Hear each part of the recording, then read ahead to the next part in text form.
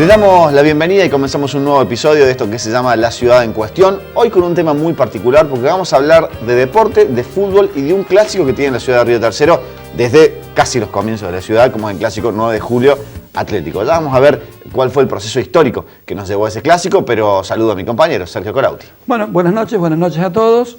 Sí, desde La Ciudad en Cuestión, hoy queremos poner en cuestión la identidad de la ciudad a través del deporte. Y hemos elegido el clásico 9 Atlético, que representa a los dos clubes más importantes en la historia de la ciudad, para ver desde allí qué pliegues, qué perfiles, qué cuestiones tienen que ver justamente con eso, la identidad cultural que se puede vislumbrar desde ese clásico. Así como hay ciudades que tienen clásicos como el famoso Boca y River, como Estudiantes de Gimnasia, como Newell's y Central, también en nuestra ciudad 9 y Atlético plantean una disyuntiva muy interesante que vamos a empezar a desentrañar. Vamos a ver también cuál fue el primer club que se creó, que estuvo un par de años, casi un poco más de 10 años, jugando solo. Jugando solo no, pero no tenía un clásico en la ciudad de Río Tercero. Y nos vamos a enterar también dónde se gritó el primer gol de la ciudad. Y también nos va a venir un poco más a la actualidad, para saber cómo se vive hoy el fútbol, cómo se vive hoy el clásico en la ciudad de Río Tercero y cuál es la función social que tuvo y que tiene en los clubes en la ciudad. Así es. Vamos a presentar ya seguramente a nuestros invitados en el segundo bloque, ya regresamos.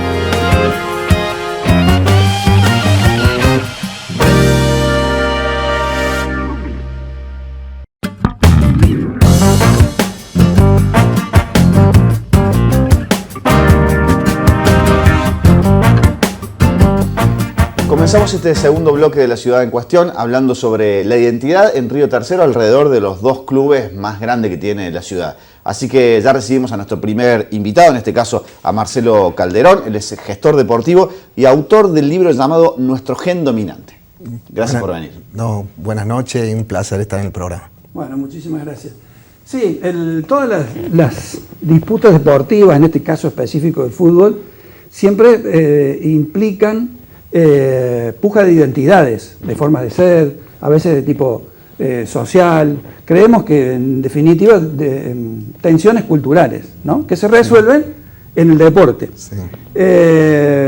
Si recorremos todas las ciudades de cualquier lugar, siempre los clásicos futbolísticos tienen que ver con una tensión entre modos de ser, entre barrios, entre historias, entre identidades, que se disputan sentidos, ¿cierto? Exacto. Y afortunadamente en los clásicos y en el fútbol, en todos los deportes, pero en el fútbol más visiblemente, unos necesitan del otro. Siempre, aunque estén contrincando, sí, uno está necesitando del otro, ¿cierto? Sí. Es al revés de la guerra, digamos, donde uno quiere anular al otro. En el implica la necesidad de reconocer al otro. Así que eso nos parece un rasgo cultural muy interesante. Lo que queríamos preguntarle, profe, es ¿de dónde nace el clásico que tiene que ver con nuestra ciudad? ¿De dónde viene? ¿Cómo podemos recorrer su historia? Perfecto. Sí, para, digamos, empezar a encontrar respuestas a esto que vos estás planteando, tenemos que remontarlo un poquito a los inicios del pueblo, de Río Tercero, y de cómo se originaron los dos clubes. Es decir, si tenemos en cuenta Río Tercero, vamos al año 1913, que es la fecha de fundación, ¿cierto? ¿Cómo era Río Tercero? Un pueblo de 98 manzanas que estaba dividido hacia el norte y hacia el sur por las vías del ferrocarril. Claro.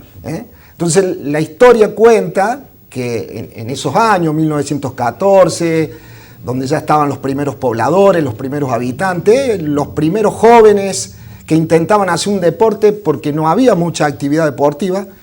Los primeros que trajeron deporte a la ciudad fueron los ingleses cuando estaban haciendo las vías del ferrocarril y empezaron a jugar al tenis, pero fueron solamente los ingleses y después con el tiempo empezaron a entusiasmar a algunos pobladores. Pero cuando empiezan a jugar al fútbol, el primer potrero estaba en lo que iba a ser la plaza principal, en la Plaza San Martín.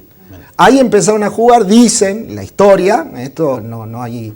Por comentario de primeros pobladores, que llegaban los jóvenes, ataban los caballos para que no se metieran al campo de juego, y ahí nace el primer potrero. Y ahí se le ocurre a uno decir, bueno, ¿por qué no fundamos un club como en otras ciudades que estaba sucediendo eso. O sea que no sería loco decir que el primer gol en Río Tercero se gritó en la Plaza San Martín. Exactamente, si nos remontamos a esa época, es muy posible que haya sido así. Claro. Qué difícil imaginar un potrero ahí. Y fue en el año 1915 el Club Atlético Río Tercero. Claro. La primer cancha estuvo ubicada ahí. Así que bueno, con el tiempo empieza a crecer Río Tercero. Ya para el año 20 ya tenía 1.500 habitantes, 1.300 habitantes, algo alrededor de 250 casas dicen que había. Esto en el libro de tu hermano, de Fernando, está muy bien especificado. Y bueno, ya la actividad en un principio era para este lado de la ciudad, del pueblo, o sea, para el lado sur. Y empieza a crecer para el lado norte. Entonces los vecinos de aquella zona ya empezaron a abrigar el deseo de tener también su equipo para enfrentar a los del otro lado. Aparte a todo esto, ya... Hasta ahí, yo me imagino, Sí. se funda Atlético y no había un contrincante. Exactamente. Hay que Los inventar primeros uno. rivales eran localidades vecinas. Bien. Tancacha, gente de Corralito que Claro. existía, entonces Almafuerte. ¿Estamos hablando solo de fútbol? Estamos en hablando de este momento? fútbol, Sí. sí. Entonces, esos vecinos, ya tenían la idea de también, y aparte que en el primer equipo, digamos, la primera división, no todos podían jugar en la primera división, porque ya había muchos y buenos jugadores. Al parecer, esto también es historia, una discusión política acelera el proceso de fundación de otro club. Porque en el equipo de Atlético había 5 hermanos, son los hermanos Moriondo, muy conocidos, Ricardo, Hércules, José, Francisco creo que se llama el otro, y bueno, ellos eran fervorosos radicales. Y había un dirigente del Club Atlético, el señor Daniel Pascuali, que estaba haciendo campaña para ser diputado o senador departamental, por tercero arriba, y al parecer hubo una discusión. Y estos hermanos, junto a otro grupo de jugadores, dijeron, bueno, sí, nos vamos al barrio nuestro, hacemos nuestro equipo, y empezaron a jugar en lo que hoy es la Escuela Manuel Belgrano. En ese terreno, ahí empezaron a jugar, y se funda, ahí sí, ya con los primeros, digamos, dirigentes, así hubo personalidades del pueblo de ese momento. Por ejemplo, el señor Zenón Cepeda, que era un capataz de la estancia de Modesto Acuña, y es el abuelo del querido profe nuestro Omar Pisani. Él fue uno de los que convoca a la reunión junto en la casa de Agustín Caballero, y ahí se funda el Club Esportivo 9 de Julio. ¿En qué año? Y eso fue en 1927. El 11 de agosto de 1927 se funda el Club Esportivo 9 de Julio. Y ahí empieza esa rivalidad y ese clásico entre los del norte y los que estaban de este lado, los del sur. ¿Ya con esos colores en las camisetas? Sí. En la primera camiseta del Club Atlético fue roja en realidad, roja con vivos blancos, pero después con el tiempo, al poquito tiempo, ya en la década del 20, ya empezó a jugar con la tradicional azul y blanca. Bien. Supongo que a partir de la creación de un club contrincante surgen un montón de enemistades deportivas, y supongo que hay alrededor de este enfrentamiento mucha mitología y héroes, ¿no es cierto? Sí. Bueno, ahí que podemos rescatar en esas historias que andan dando vueltas. Bueno, en ese entonces, digamos, los clásicos, en las fechas patrias eran muy festejadas, y los eventos más convocantes, por eso también se hizo tan fuerte el clásico. Era el clásico donde iba todo el pueblo, entre 9 y Atlético. Dice la historia, esto no hay registro, sí pude recabar información por César, cuando escribía en Tribuna, recuerda cuando esos artículos que escribía, que 9 de Julio mantuvo un invicto hasta el año 45. O sea, durante 18 años ganó el clásico, y recién en el año 45, con un gol de tiro libre de Adelmo Salguero, Atlético le ganó 1-0, casi sobre la hora, y ahí fue la primera vez que ganó Atlético. Esto es una historia, una anécdota, pero bueno, es muy posible que haya sido así. Claro. Y que se disputaban en las viejas canchas. Claro, exactamente. ¿Cierto? O sea, la cancha de Atlético. A ver, la cancha de Atléticos, después cuando ya el pueblo se fue organizando y ya se necesitaba como plaza, se fue a jugar a un terreno en la calle Colón y Roque San Peña. Ajá. Ahí estuvo. Y ya después en el 30, sí, ya en la década del 30, al principio de la década del 30, compró el predio donde fue el Sabio y Esperanza, donde estuvo prácticamente siempre hasta que, bueno, se trasladaron allá. Y 9 de julio, y 9 de cancha, julio de la sede actual. Claro, y 9 de julio también en esa década, en el 30, del barrio norte ya se muda acá a San Martín y Colón. Eso es. Desde un origen se jugó también regionalmente, esto sería una pregunta. Y la otra es, ¿cómo funcionaba el tema de selección de jugadores? Eran todos de la ciudad de Río Tercero, supongo. Sí, en ese entonces la mayoría de los jugadores eran todos locales y eran todas... Es más, eran todos los deportistas que había, eran los mismos que hacían boxeo, los mismos que hacían ciclismo. Eran sí, incluso un conocido jugador de 9 de julio era arquero en el fútbol. Sí. Y en la tarde, por ejemplo, y a la noche jugaba el básquet en la primera división del club. Sí, eso Basualdo. fue más adelante en los 70, Basualdo. Vos te referías a Basualdo. Basualdo, un excelente deportista, excepcional, que jugaba al fútbol, jugaba en la primera división en la tarde por el fútbol y a la noche jugaba al básquetbol. Sí. Claro. Sí, así es. En esa primera etapa, supongo que con público no tan concurrido, pero que sí tenía público esos partidos, esos grandes clásicos. ¿Hubo algún clásico caliente ahí que se pasara de lo deportivo? No, siempre existió una rivalidad y no tengo registro, no sé de que alguna vez haya sucedido algo así que se haya salido de lo normal, digamos. Pero ¿no? sí, la rivalidad existía. Sí. ¿Y jugadores que pasaban de un equipo a otro? Sí, bueno, en esa época poco, pero al principio cuando se fueron formando, como yo te digo, la mayoría de los primeros jugadores del club 9 de julio eran jugadores de Atlético. Rosario Sosa, por ejemplo, que era un gran jugador. Y después cada uno fue teniendo sus referentes, ¿no? En aquellos años, Esteban Rabetti fue un gran jugador de fútbol que se quedó, fue original del equipo ese, que se quedó en Atlético y después llegó a jugar en la selección de Córdoba. Cuando jugar en un seleccionado cordobés era como jugar en una selección argentina ahora, un gran jugador. Jugó en Instituto de Córdoba, fue prácticamente el primer ídolo deportivo y era de Atlético. Eso te iba a preguntar, algunos nombres míticos Sí, de esa época, Rabetti, el Flaco Maldonado, por ejemplo, muy conocido. En eso estamos hablando de la década del 30, en esos años, ¿no? Ya después, más adelante, obviamente que surgen muchos otros jugadores, pero de esos años sí. Incluso que hayan llegado a la selección argentina, recuerdo a Becérica. Sí, eso fue más adelante. José Omar Becérica, sí, en la Piojo década del López. 70 jugó en los primeros años 70 y después se fue a Belgrano en el año 73, debuta en Belgrano y hizo una excelente carrera y jugó en la selección. Sí, jugó un Me parece que era la selección de ¿no? Menotti la que... Sí. Jugó en una selección en un Panamericano. ¿Cuándo se incorporan a los clubes los otros deportes? ¿Cuándo se amplía eso, digamos, para que ya los clubes sean un lugar de contención y de circulación de niños y jóvenes? Y los clubes en Río Tercero empiezan a crecer mucho después de la primera expansión, digamos, demográfica que se da en la década del 40, con la llegada de la fábrica militar. Seguro. Ahí es cuando aparece el Club Casino. Eso también es importante, la aparición del Club Casino, porque eso permitió que primero la rivalidad estaba entre 9 y Atlético, pero Casino al venir y con el apoyo de la fábrica militar fue un club que creció rápidamente, mucho, y los clubes tradicionales, digamos, no se querían quedar atrás, y eso los obligaba a doblegar sus esfuerzos. Exacto. Y fíjate que la mayoría de las grandes obras fueron a partir del 50, 9 de julio hace su cancha en la manzana contigua, porque al principio estaba en donde está la sede ahora, y después se hizo su cancha en toda la manzana del lado, que después fue loteada más o menos en la década del 70.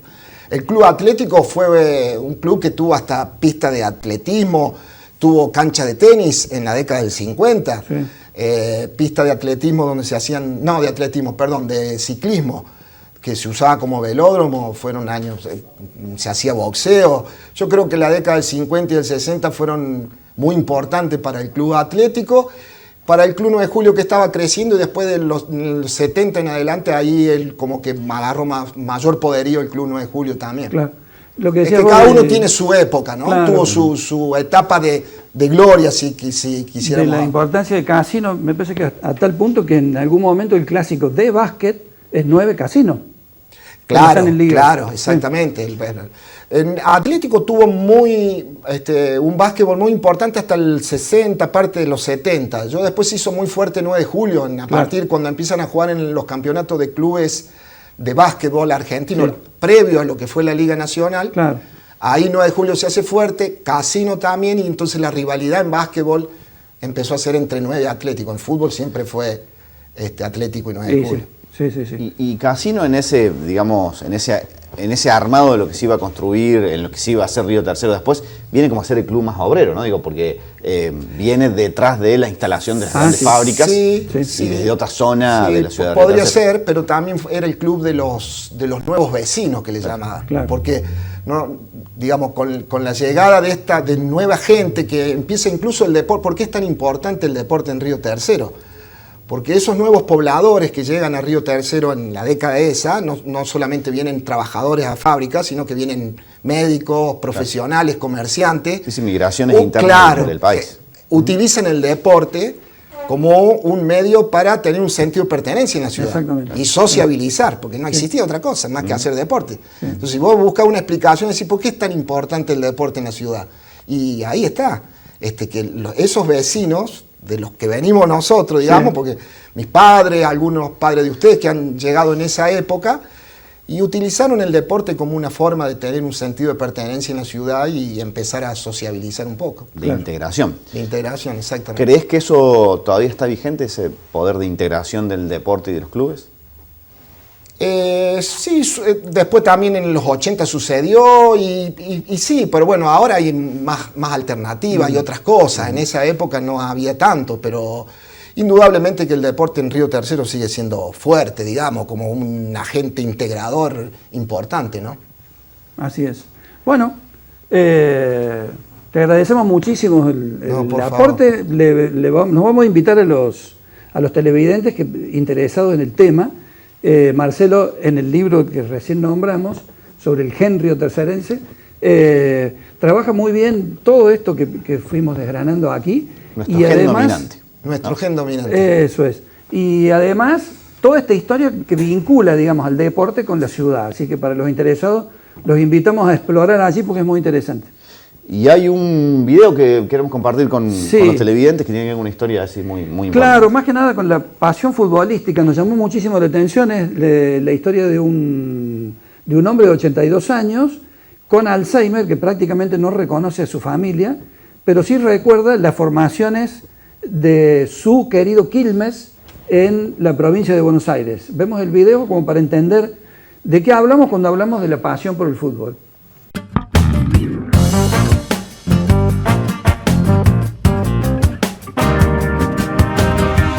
Uno puede cambiar de todo, de pareja, de todo, pero nunca cambia de club, nunca. Hay que ser hincha de Quilmes para saber lo que se siente. ¿Y qué se siente? Amor. Pasión.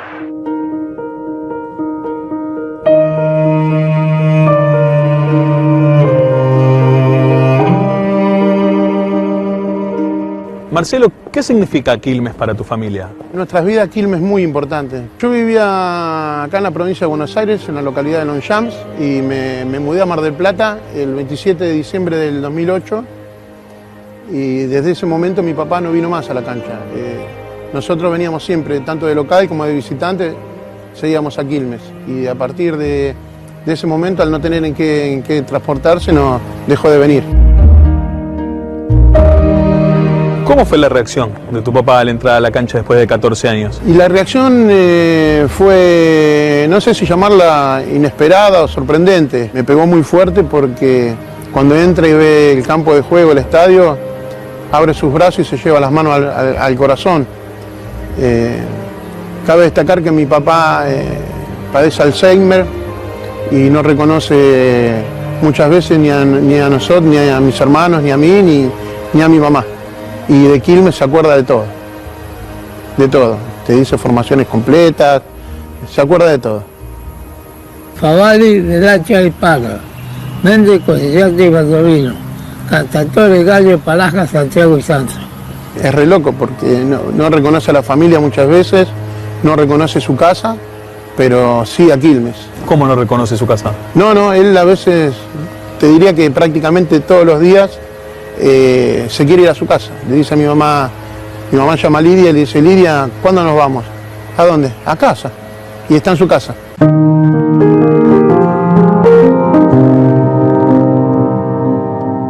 ¿Qué significa Quilmes en tu vida, pa? Un hijo más. ¿Un hijo más? ¿Y qué sentís cuando estás acá? Emoción. ¿Emoción? Mucha emoción. Alegría. Ganas de gritar como loco, pero no sirve. Cuando vos le nombrás la palabra Quilmes, él se transforma, parece que vuelve a ser él. Es increíble. Es increíble porque yo soy el hijo mayor y nos miramos a los ojos y no me reconoce. Y reconoce su pasión por Quilmes. Es increíble.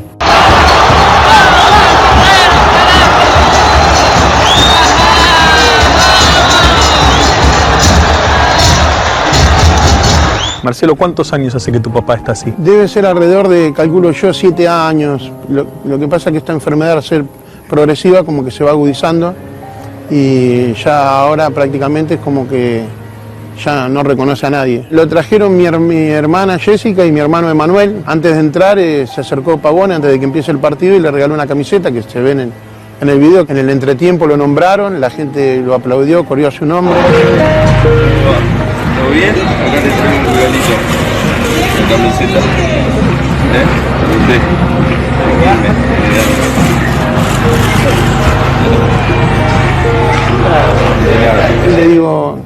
Le digo, vamos a ir a la cancha de Quilmes. Y dice, a mí me gusta ir, dice, porque ahí me quieren y yo me siento feliz. Quilmes es mi viejo. Quilmes es mi familia. Perdóname, pero es muy duro verlo así.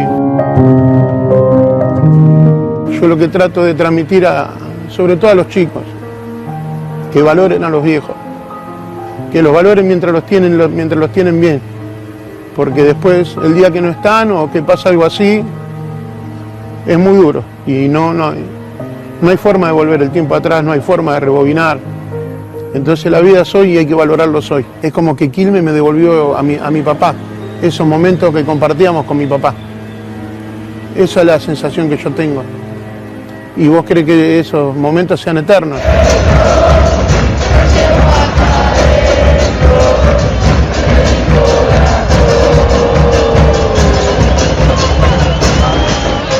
Ojalá que me pueda hacer el cuadro que quiero hacerme antes de morir.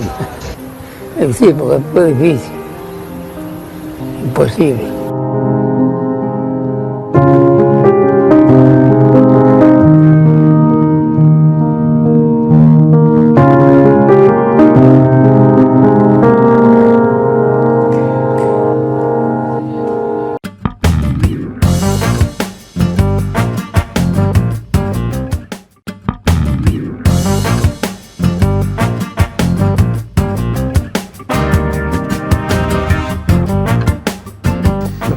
Comenzamos ya el tercer bloque y tenemos, por supuesto, también invitados de lujo para seguir hablando sobre los clubes en la ciudad de Río Tercero. Eso es. Nos pareció una muy buena idea invitar a dos de los más destacados periodistas de deporte, de fútbol específicamente de la ciudad. Jorge Galeano, que es como el decano del periodismo deportivo de la ciudad, y Martín Matio, que es un joven muy destacado que en los últimos años ha sabido ganarse también su lugar en ese espacio. Así que le damos la bienvenida, les agradecemos muchísimo que nos acompañen y con ellos queremos hablar más del fútbol, ya que hemos repasado recién la historia del fútbol de la ciudad, la interesante trayectoria de los clubes, hablar más de la actualidad, de los años más contemporáneos, ¿cierto? Que tienen que ver con el fútbol. Algo que recién planteó Marcelo en el bloque anterior es el pueblo. Cuando el pueblo acudía prácticamente masivamente, en su totalidad, masivamente, y llenaba las canchas, seguramente porque era el único espectáculo social Yo no creo que sea el momento. único, Sergio, pero era uno de los más atractivos y movilizadores. Claro. Donal, el almuerzo o el asado o las pastas al mediodía. Sí. Y como el fútbol es muy machista, que ahora, felizmente, en los últimos tiempos ha cambiado, Sí. pero el papá de la familia con los hijos a la cancha. Y la mamá con la nena, o si había algún familiar, seguramente hacer alguna tarea en la casa, algún entretenimiento, o tomar mate, o a la cocina. Sí. ¿De qué época era- estamos hablando en esto cuando hablamos de la época de oro donde las Y familias eso te iban- estoy hablando del 60, 70. Claro, claro. Donde el fútbol en el domingo a la tarde tenía prioridad por sobre cualquier otro acontecimiento. Incluso el fútbol nacional llegaba igual porque la gente iba con la radio. Sí, sí, correcto. Ahora no estaba la competencia actual de la televisión, claro.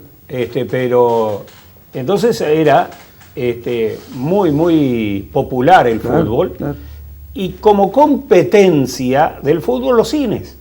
Ah, sí. Que Río Tercero, ya en la década del 60 y el 70, tenía varias salas cinematográficas. Matiné, familiar y noche. Correcto. Pero, claro, el domingo a la tarde, para el hombre, la cita Sí. ineludible era la cancha de fútbol. Eso es. ¿Y qué ha pasado hoy o qué pasa hoy? Y como todo, ¿no? Creo que también se va diversificando un poco lo que se puede hacer. Yo también creo que hay algo esencial, que es que hoy se ve mucho más cercano poder asistir a los grandes eventos con relación a lo que era antes, ¿no? Digo, hoy para alguien que es hincha de Boca, de River, ir a la cancha de Boca o de River no es un imposible. Claro. Como quizás sí lo era, y Jorge, vos lo vas a decir mejor, hace 25 o 30 años atrás, ¿no? Sí, sí, era complicadísimo. Claro, y también está la competencia de la tele. Y O sea, entonces, era viajar lo complicado. Claro, Era sí. más fácil entrar a la cancha. Sí, Ahora claro. es más difícil conseguir una entrada. Exacto. Y es más factible viajar a la capital Sí, sí, federal. sí. Se han interpuesto los roles. Sí. Y como se ven, digo, en la diaria, no sé, con el viaje a Córdoba. Digo, cuando uno era chico, era un Ah, acontecimiento, ir con la familia a Córdoba, y hoy a lo mejor lo tenés como rutina 2 o 3 veces por semana. Digo, eso también, todo eso ha afectado un poco de un clásico que no digo que haya perdido la esencia, pero que, bueno, vos lo vas a decir mejor, ha bajado la cantidad de público y de espectadores. Hoy un clásico con 500, 700 personas está muy bien visto y es una de las mejores recaudaciones de un torneo hasta llegar a las finales. Y antes el clásico tenía menos de 1000, entiendo que era un fracaso, ¿no? Sí, y además no había las comodidades que hay hoy. Hoy las canchas tienen tribuna y antes no existían. Era el alambrado o había algunas canchas que tenían una suerte de platea. Pero era 2 filas, una Sí, sí. o 2 filas nada más, y no en altura, sino era como un banquito, Sí, sí, sí.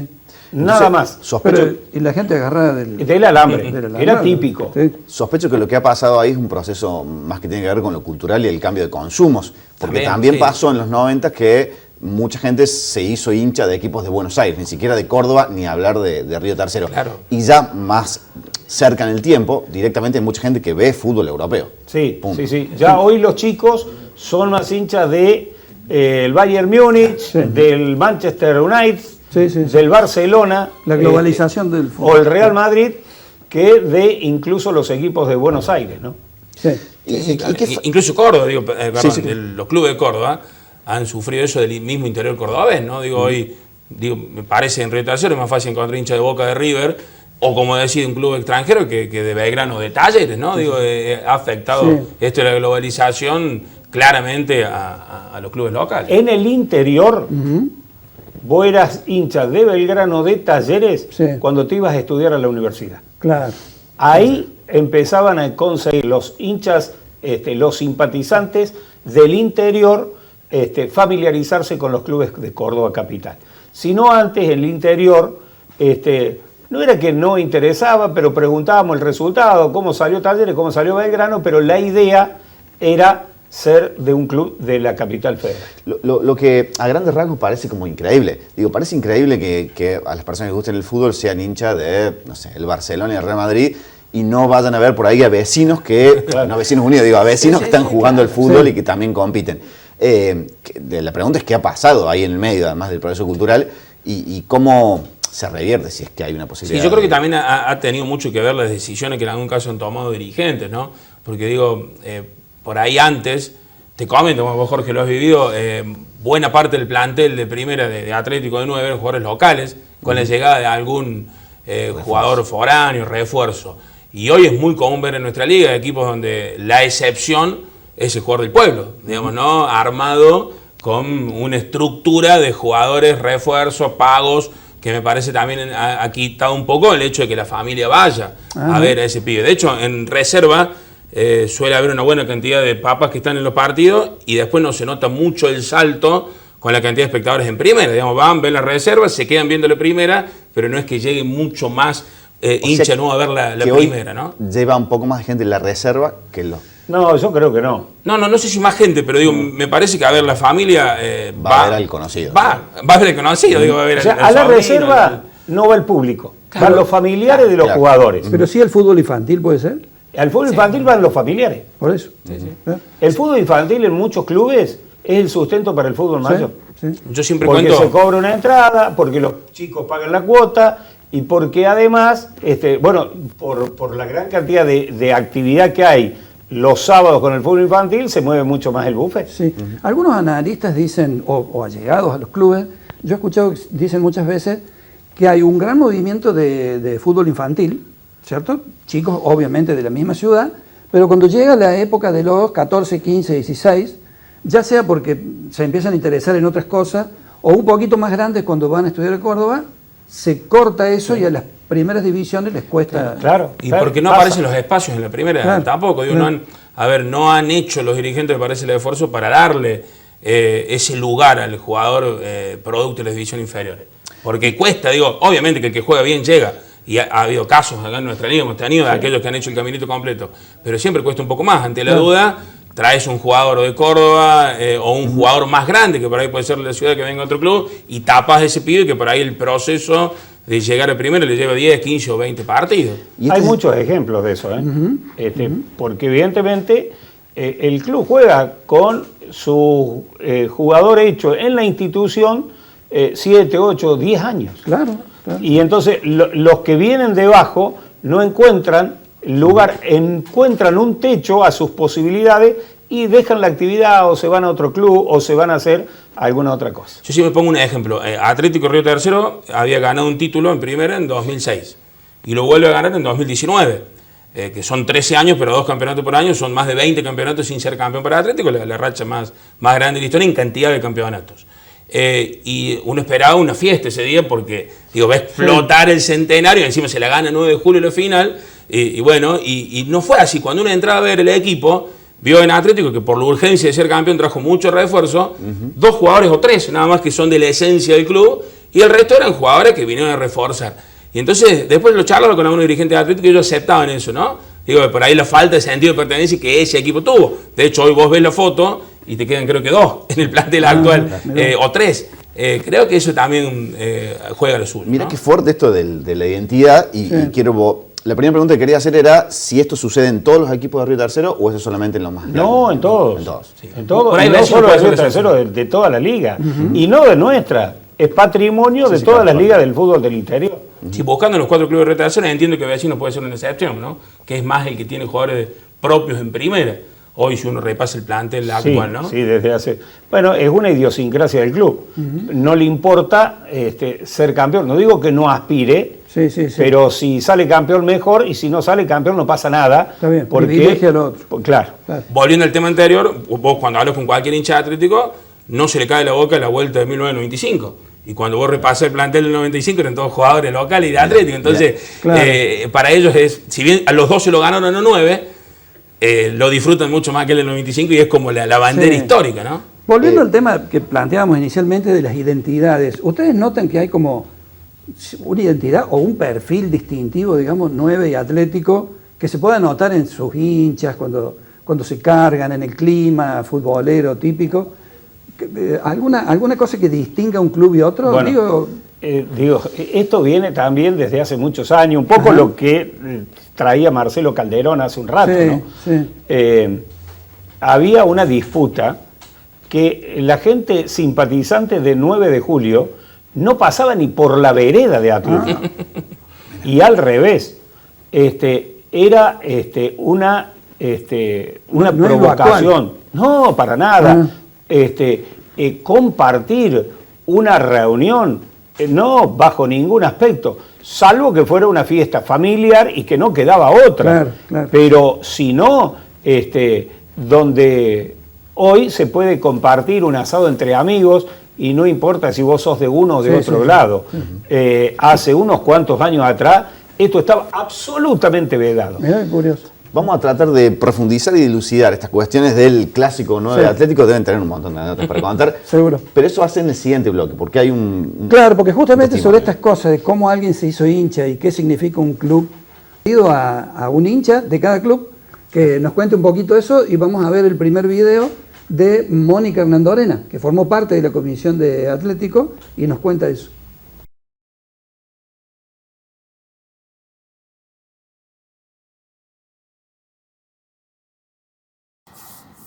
Ser hincha es ser simpatizante, seguidor. En lo personal, creo que es más profundo aún el término hincha.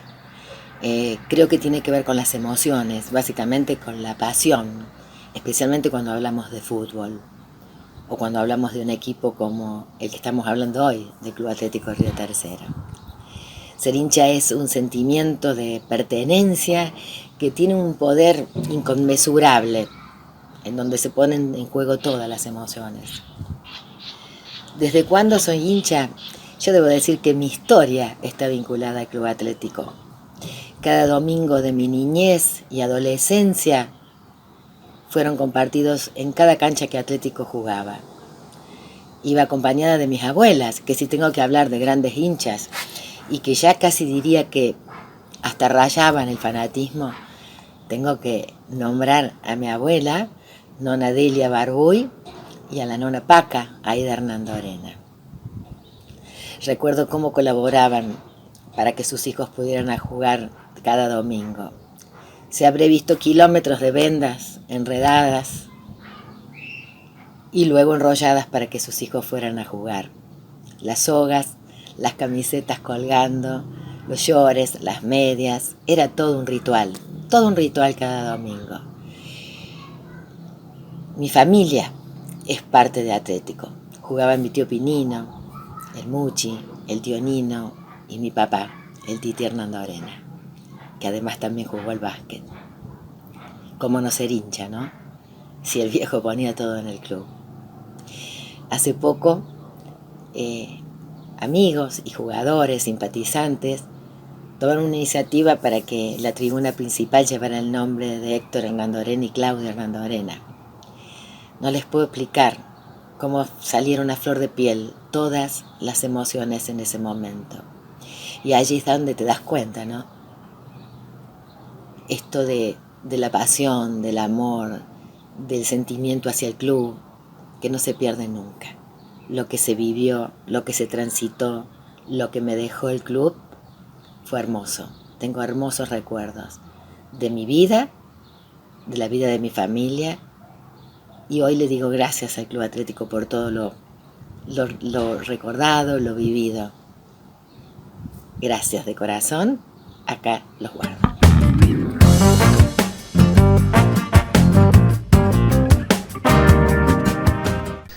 Y no está del todo claro por qué nos hacemos fanáticos de un equipo, pero allí está planteada la discusión alrededor de, en este caso, el clásico 9 de julio Atlético en la ciudad de Río Tercero.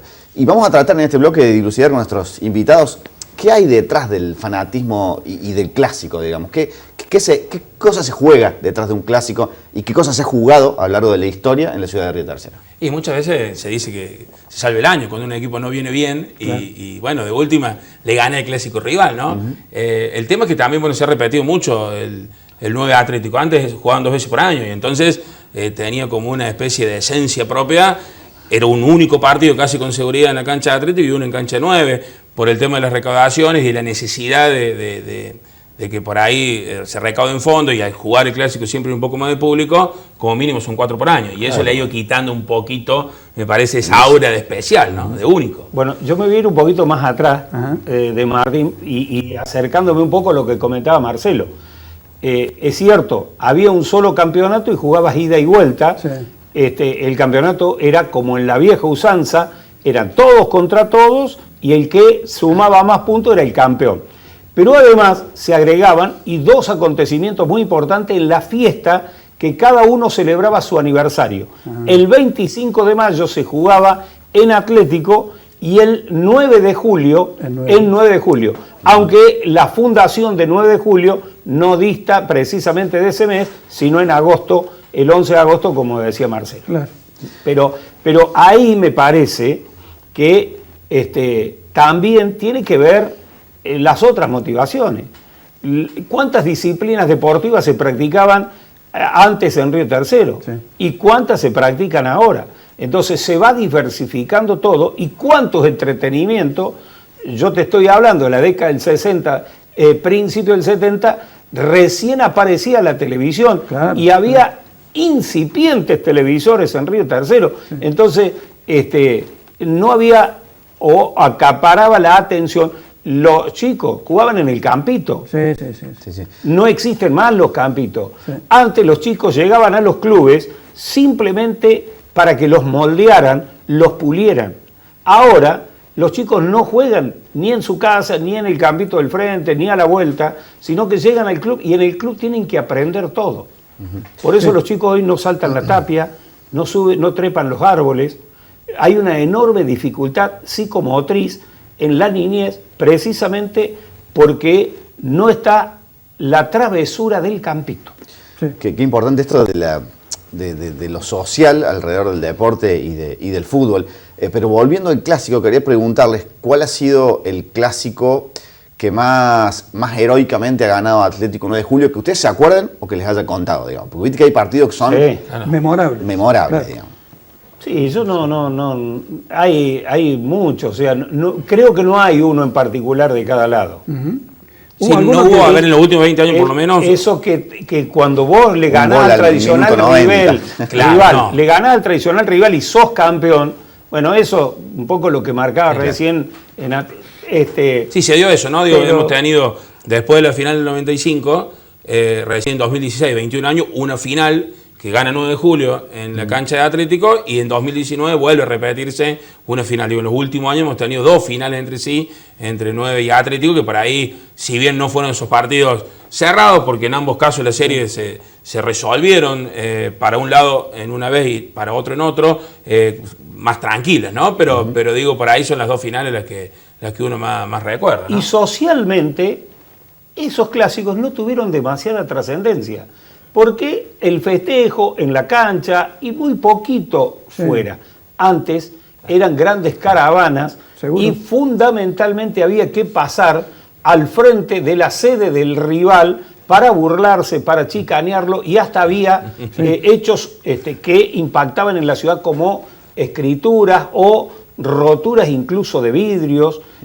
Había problemas que los hinchas, enfatizados en la victoria y en el halago de haber conseguido un triunfo, hacían desastre y se provocaban a la institución adversaria. Hoy, felizmente, eso ya no pasa. Sí, puede haber alguna bandera, ¿no? Vemos en la cancha alguna bandera de nuevo haciendo alusión al descenso del Atlético o a la final ganada, pero no pasa ahí, ¿no? Felizmente en ese sentido, pero penosamente en la falta de, digamos, de ese clima. Fiebre, claro, clásico. sí. Yo recuerdo caravanas que paraban frente a LB26 para que el medio, que por ahí era el único medio en alguna época, registrar el hecho del campeonato ganado o el partido ganado. ¿Y qué pasaba afuera de la cancha, incluso afuera de la hinchada, alrededor del clásico? Quiero decir, supongo que hay familias que tendrán integrantes fanáticos 9 de julio, fanáticos de Atlético. Supongo que habrá habido en Río Tercero un casamiento entre dos personas fanáticas de uno y otro equipo. Sí, seguro. Bueno, seguro. Yo cuando trabajaba en Tribuna hice una entrevista con un matrimonio que el hombre era de 9 y la mujer era de Atlético Río Tercero, un poco para vivir esa situación. Encima eran de ir a la cancha, ¿no? Y bueno, y en ese caso, o sea, cuando era en cancha 9, iban del lado de 9, y cuando era en cancha de Atlético, iban del lado de Atlético. Y por ahí contaban así un par de anécdotas que bueno, obviamente los hinchas más caracterizados de Atlético se lo hacían sentir al de 9 cuando lo veía ahí en la tribuna. ¿Qué haces acá vos? Pero bueno, nunca pasó a mayores, afortunadamente, esa situación. Eso antes no se podría haber producido. Claro, a eso, claro. Imposible. Antes era más tajante la división. imposible. Claro, y menos ahí en la tapa del diario diciendo que sos de Claro, menos aún, claro. Pero claro, sí, por ahí han cambiado un poco las épocas. Y después se dio un caso de que el sobrino jugaba para 9 y el tío en Atlético con Paolillo y Juan y González. No, en un clásico. y después incluso de integrantes de la misma familia, uno jugando en un lado y otro en otro. Claro. O sea, eso también se ha dado. En los últimos años fue ese caso, ¿no? El sobrino en 9, el tío en Atlético, se enfrentaban en un clásico y sacaron la foto, obviamente, la chicana previa en la semana. Pero unas décadas atrás esto era impensable y además Seguro. el clásico dividía aguas. Y toda la semana previa no se hablaba de otra cosa en la carnicería, en la despensa, en el kiosco, en los bares, del clásico que se venía. Y por supuesto, lunes, martes y miércoles, aguantate la cargada. Y había algunos hinchas, los más fanáticos, que no querían ir el lunes a trabajar si el resultado había sido adverso, para no soportar las cargadas. Así todo vale decir que a ver, hoy el clásico todavía tiene, digamos, algo de la esencia con relación a la fecha normal de liga. Obviamente que no es lo que plantea Jorge, ¿no? Digo, el lunes va a trabajar el de nuevo el Atlético más de que pierde, pero digo, todavía hoy sigue siendo el partido más representativo en el fixture, el que los hinchas más quieren, pero bueno, ha bajado el folclore. El nivel de folclore, ¿no? Fundamentalmente. Sí, eso es. Les quería preguntar, sabemos que hay muchos jugadores que desde que nacieron aquí se han incorporado al fútbol cordobés, al fútbol nacional, incluso en selección. Hoy por hoy, en el presente, la liga regional, no solo los dos clubes de los que estamos hablando, ¿es un escenario que Córdoba, Buenos Aires miran con interés? No. ¿O está muy alejado el nivel de...? Ya no. Cuando vos tenés un chico que tiene 7, 8, 10, 11 años y juega bien, el papá o alguien de la familia se acerca a llevarlo a Córdoba. Ajá. No hace falta que vengan los equipos de Córdoba a buscarlo.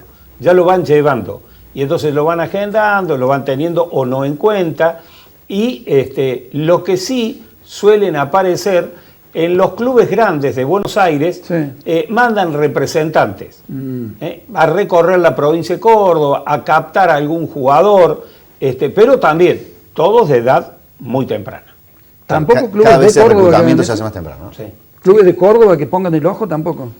No, salvo en alguna contienda, como por ejemplo los campeonatos provinciales, sub-13, sub-15, entonces que vienen técnicos, representantes de jugadores, para ver chicos sub-13. Pero fíjate vos que en eso, el provincial de selecciones era sub-17 y sub-15. Y después, cuando se dieron cuenta que ya la sub-17 no le iba a ver nadie, porque un jugador de 17 años, y es una pena decir eso, pero hasta le suena viejo a los clubes de AFA, decidieron cambiar la edad. Hicieron los provinciales sub-15 y sub-13 para que a los sub-13 les sea vidriera, mostrarlo en un torneo de estas características. De todos modos, esos campeonatos se juegan en canchas que no están en condiciones. Es muy difícil sacar un jugador de ahí. Pero los que tienen buen ojo ya pueden ir viendo. Pero evidentemente... y los clubes de Buenos Aires te vienen y te empiezan a anotar un chico y después llévelo y lo vemos y lo tienen 3 o 4 días y tráigalo después en las vacaciones de julio, porque los chicos están en plena edad escolar. Así que es muy complejo. Sí, les preguntaba eso justamente porque, analizando lo que ustedes nos dicen, menos gente en las canchas, o sea, menos recaudaciones. Jugadores que si se destacan mucho se van solos. Qué difícil para los clubes sostener eso cuando la solicitud es un piso bueno, ¿cierto? Un campo de juego muy bueno que cuesta, adecuar toda la estructura y sostener eso. Sí, está claro que la entrada hoy es la incidencia en el presupuesto de un equipo de fútbol o de un club de fútbol casi no se tiene en cuenta. No se tiene en cuenta. No podés armar un presupuesto teniendo en cuenta la entrada, porque el promedio de espectadores, salvo en un clásico o en una final, es de 100, 120 personas. Entonces es imposible ligarlo a eso. Por lo general se apuesta a la sponsorización, al llegado del club que pueda poner los fondos y que quiera hacerlo para poder hacer diría más. Es una colaboración de amigos que de los sponsors que se pueden conseguir. Bueno, así es muy difícil pensar un fútbol moderno, con capacidad de proyección, es complicado. Bueno, le ha pasado a 9 de julio. 9 de julio es el equipo que por ahí más ha intentado trascender a nivel nacional.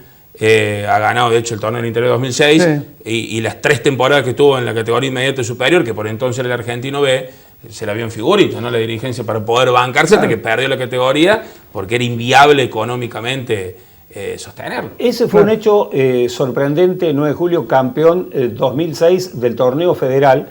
Lo consiguió en Tucumán y cuando viene la delegación al día siguiente, a la mañana, bueno, fue una multitud a recibirlo. En las calles de la ciudad, por el ingreso en la avenida General Sabio, muchísima gente salió a saludar y no importaba si ese poblador de Río Tercero era o no hincha de 9 de julio. Qué interesante. Mucho público. Y fue recibido en la municipalidad, el plantel campeón, y también muchísima gente se asomaron a los balcones del edificio 9 de septiembre y mucha gente estaba en la calle Alberdi para recibir, para saludar y felicitar al plantel de 9 de julio. Digo, eso fue un hecho sociológico también para destacar que sorprendió cómo Río Tercero vivió sin distinción de colores el campeonato que obtuvo 9 de julio. Como si hubiese estado una pasión latente o dormida que despertó con como si hubiera sido no 9 sino un equipo de Río Tercero. Bueno, pero es impulsado los dirigentes en el momento, porque de hecho lo hablaron, mira vos cómo nos recibieron, lo que plantea Jorge, mira la expectativa que hay. A la vuelta de la esquina, 3 meses después estaba el Argentino B y no pasabas 400 personas en la cancha haciendo inviable el proyecto. Digo, ¿cómo no se logró canalizar eso que en un momento parecía todo un fenómeno a lo que fue la continuidad por 3 años en el torneo argentino B, ¿no? Donde no había, salvo algún rival específico de renombre, caso Estudiantes de Río Cuarto, Junior, que pudiera generar alguna expectativa principal, ¿no? Bueno, apelando un poco a la memoria emotiva de ustedes, que han visto, deben ser las 2 personas que han visto más fútbol en la ciudad de los últimos años. 30 años de ventaja. Nos gustaría plantearles qué jugadores del presente, de estos años, de los que ustedes vieron, los han deslumbrado, los han fascinado. Cuando ustedes recuerdan fútbol, ¿qué nombres recuerdan? Por supuesto, van a faltar muchos, o nos vamos a olvidar ahora de muchos. ¿Arrancaste en 1972, Jorge? Como 73. 50 años viendo fútbol. Como que a través de esos futbolistas homenajemos a todos los otros, aunque no sean nombrados. Yo no quiero dar nombre. Bien. Primero, justamente, para no postergar algún nombre que uno se puede olvidar. Y otro, las comparaciones son odiosas. Y en el fútbol no se puede comparar. Son tiempos distintos, son modos de jugar distintos, ni mejor ni peor, distintos. Por eso a mí no me gusta dar nombre. Hubo muchas figuras destacadas de nuestro fútbol y en sus equipos y que no trascendieron por distintas cuestiones.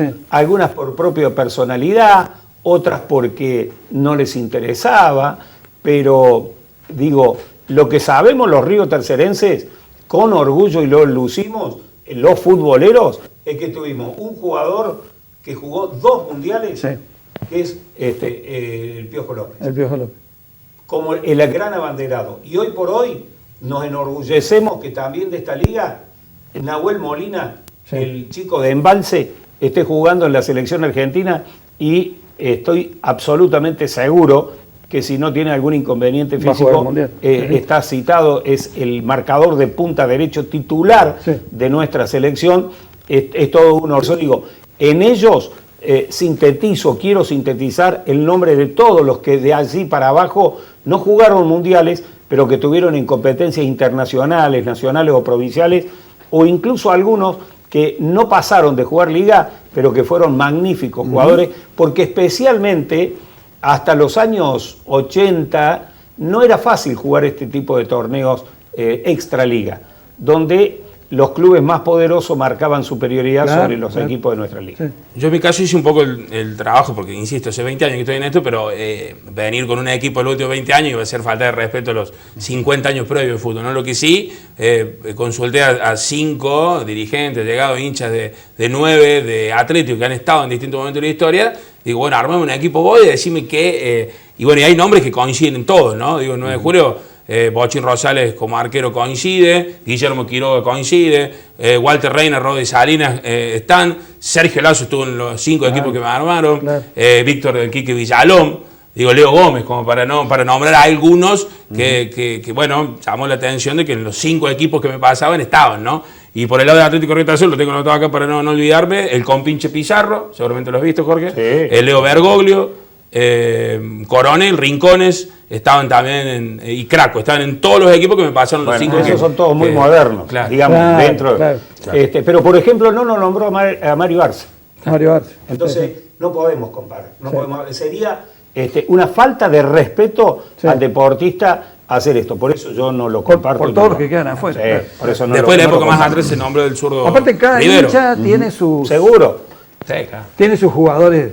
Bueno, y hablando de hinchas, cerramos con hinchas. Así que Martín y Jorge, muchas gracias por esta visita. favor, gracias. Muchísimas gracias, un lujo.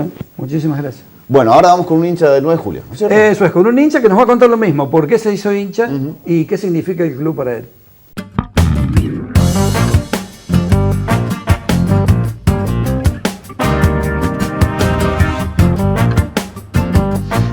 La verdad que bueno, me toca hablar de algo muy lindo que es ser hincha de 9, ¿no? Muchas veces esto de la pasión, de pertenecer a una institución se hereda, ¿no? En el caso mío, por supuesto que fue así. Tanto mi abuelo y sobre todo mi viejo, el famoso Loro, heredaron en mí esta pasión que uno tiene por 9 de julio. Sumado a que uno vivió toda la vida en Barrio Las Flores, cerca del club, ir al club era nuestra segunda casa y sin lugar a dudas uno pasaba más tiempo en la institución que en su casa. Y la verdad que bueno, es un orgullo muy grande pertenecer a 9 de julio, a la institución, es algo que es una forma de vida prácticamente. La palabra muchas veces pasión es difícil de explicar, de entender, ¿no? Muchas veces te miran en tu casa y decís, che, me voy a la cancha, me voy a tal y tal lugar, ¿viste? Y para uno es todo y es muy difícil de entender, de explicar, de comprender, pero bueno, sin lugar a dudas que un domingo sin ir a ver a 9 es un domingo distinto. Uno lleva esos colores en la piel y verdaderamente lo apasiona. En nuestro caso, al estar acá más cerca, es sentirse parte, pertenecer, estar siempre. Creo que la realidad del hincha es estar siempre, en cualquier momento, en cualquier cancha, en cualquier circunstancia, en cualquier tipo de campeonato.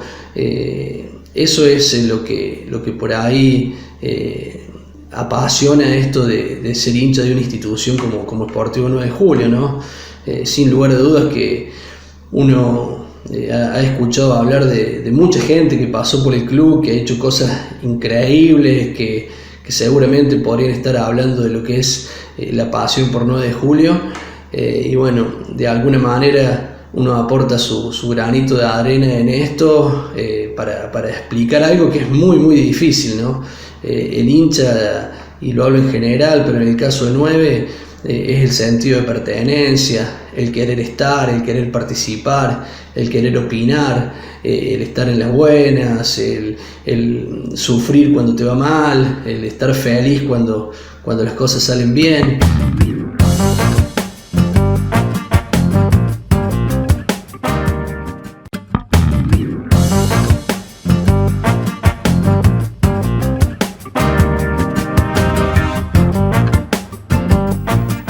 Muy bien.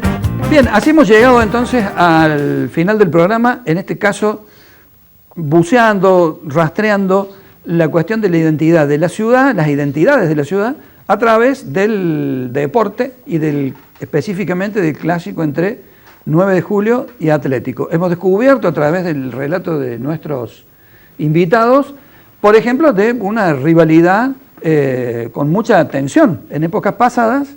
Hemos descubierto también, sorpresivamente, que las posibilidades, los límites de los clubes para ofrecer un fútbol de calidad y sostener estructuras de calidad tropieza con problemas coyunturales serios que ofrecen algunos interrogantes hacia el futuro. Eso hemos podido descubrir y, bueno, por supuesto también la mirada y la perspectiva histórica para conocer desde dónde vienen esos clubes, cómo surgieron, y cómo ellos también recorren una buena parte de lo que es nuestra historia ciudadana. También se vio reflejado en base a nuestros invitados el enorme cambio cultural que hay alrededor del consumo del fútbol en los últimos 20, 30 años, como esto también ha llevado a un cambio en la rivalidad de los equipos en la ciudad de Río Tercero y en la participación de los hinchas en los partidos locales, ¿no? Claro. Bueno, creo que ha sido un programa. A mí me daba mucha atención este último dato que daban alrededor de cómo los clubes grandes están buscando cada vez chicos más chicos, digamos, para poder llevarlos y captar esos talentos de manera más temprana. Sí, y la relación de los jóvenes con el deporte, que es un tema que reaparece, que ya estaba en otros programas planteado, pero que vuelve a reaparecer, ¿no? Los niños que hacen deporte y al llegar a cierta edad eso se dispersa, que también es una cuestión preocupante. Hemos hablado mucho de fútbol en un año justamente en el que se juega el Mundial. Nosotros cerramos aquí el programa porque tenemos un picadito a esta hora, ¿no es cierto? Ahora nos vamos al picadito. Será hasta la próxima edición de esto que se llama La Ciudad en Cuestión.